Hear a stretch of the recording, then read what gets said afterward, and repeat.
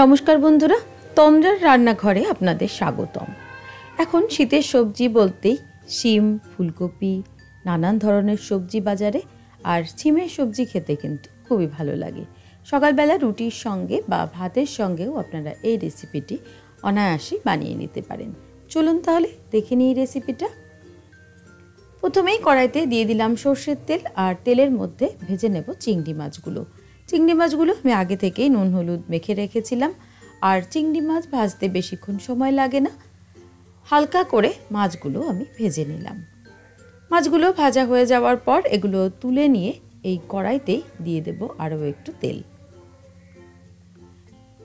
তেলটা গরম হয়ে গেলে এর মধ্যে ফোড়নে দিলাম কালো জিরে, আর ফোড়নটাকে একটু নেড়ে নিয়ে এর মধ্যে দিয়ে দিলাম পেঁয়াজ কুচি। দুটো মিডিয়াম সাইজের পেঁয়াজ কুচি আমি এখানে ব্যবহার করছি। পেঁয়াজটাকে হালকা করে ভেজে নিতে হবে, খুব বেশি লালচে করে ভাজার একদমই দরকার নেই। পেঁয়াজটা একটু ভাজা হয়ে গেলে এবার এর মধ্যে আমি দিয়ে দিলাম সরু সরু করে কেটে রাখা আলু, আর দিয়ে দিলাম শিম, আর দিয়ে দিলাম লম্বা লম্বা করে কেটে নেওয়া গাজর, দিয়ে দিলাম চেরা কাঁচা লঙ্কা। এবার স্বাদ মতো নুন আর হলুদ দিয়ে দিলাম। এবার ভালো করে এটাকে আমি একটু নেড়ে মিশিয়ে নেব। গ্যাসের ফ্লেমটা কিন্তু আমি এ পর্যায়ে হাইতেই রেখেছি, আর এভাবে হাইতে রেখেই আমি মিনিট দুয়েক ধরে এভাবে একটু নেড়ে নিচ্ছি। এ পর্যায়ে দিয়ে দিলাম হাফ চামচ জিরে গুঁড়ো, আর হাফ চামচ দিলাম ধনে গুঁড়ো। আপনারা চাইলে লাল লঙ্কা গুঁড়ো অবশ্যই দিতে পারেন। খুব ভালো করে একটু নেড়ে নিয়ে এর মধ্যে সামান্য পরিমাণ, খুব সামান্য একটু জল দিয়ে তারপর ঢাকা দিয়ে লো টু মিডিয়াম ফ্লেমে 5 থেকে 7 মিনিট মতো এটাকে রান্না করে নিলাম।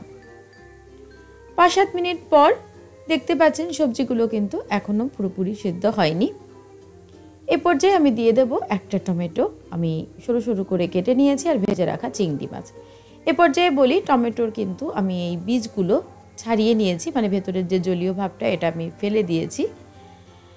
এবার এর মধ্যে দিয়ে দিলাম আরও কিছুটা পরিমাণ জল। এবারে কিন্তু আমি একটু বেশি পরিমাণে জলটা দিয়েছি, যেহেতু সবজিগুলো খুব ভালো করে সেদ্ধ হবে। ঢাকা দিয়ে লো টু মিডিয়াম ফ্লেমে আরও 5 মিনিট মতো রান্না করে নিলাম, যতক্ষণ না সবজিগুলো ঠিকঠাক সেদ্ধ হয়ে যায়। ঢাকাটা খুলে এবার দেখতে পাচ্ছেন এখনও কিন্তু জল রয়েছে। আমি এবার এটাকে হাই ফ্লেমে দিয়ে ভালো করে শুকিয়ে নেব, মানে মাখা মাখা করে আমি এই সবজিটা বানাচ্ছি। দেখতে পাচ্ছেন আমার শিমের সবজিটা কিন্তু একদমই তৈরি হয়ে গেছে।